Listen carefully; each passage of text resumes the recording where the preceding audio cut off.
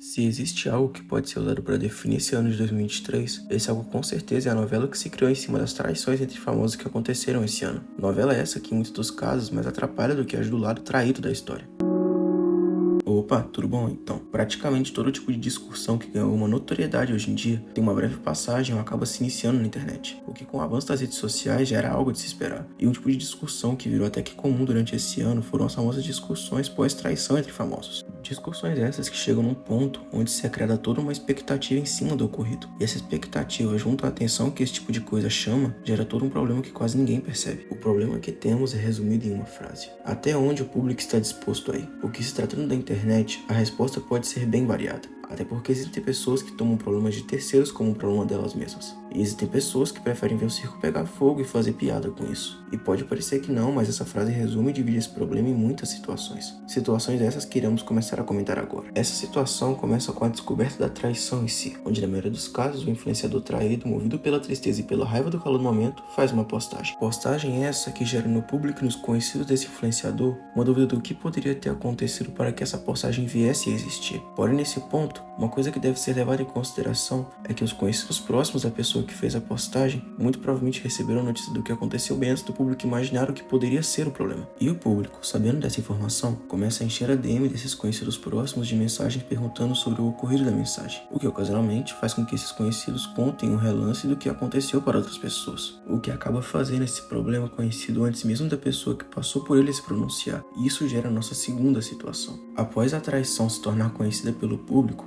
o influenciador acaba sendo pressionado a fazer um pronunciamento contando todo o ocorrido. O que vamos combinar aqui: pressionar uma pessoa que passou por uma situação dessas a falar sobre isso não é uma boa ideia. Até porque, claro, existem situações onde se passam alguns dias e é feito um pronunciamento oficial em texto, o que sim, é recomendado nesse tipo de situação. Porém aqui, estamos levando em conta o estresse que essa pessoa está passando, a vontade de que tudo isso acabe logo, o desejo disso ser apenas um pesadelo. E essa junção de pensamentos ruins faz com que essa pessoa queira apenas desabar em cima de tudo e todos, o que acaba realmente acontecendo. Essa pessoa faz um montante de vídeos contando essa história de muitas formas diferentes, com muitos vais e vens, e essa confusão toda faz com que o público não entenda o que aconteceu de fato, o que acaba dando abertura para a nossa terceira situação. E agora, para falar da terceira situação, a gente tem que combinar aqui: uma pessoa que junta a vítima da traição, que conhece muito bem o ocorrido, é o traidor, que vendo a confusão que a vítima criou tentando explicar o ocorrido, tenta recontar a história do seu ponto de vista, o que, levando em conta a sua calma e a sua concisão nas palavras usadas, acaba ganhando um pouco do carinho do público, que fica dividido entre se houve traição ou se não houve traição. E essa divisão por si só já gera um grande conflito entre esses grupos. Porém, a discussão mesmo só começa quando a vítima da traição retoma a consciência e conta novamente a história, dessa vez mostrando os fatos e toda a verdade por trás do ocorrido, o que dá início à nossa quarta situação.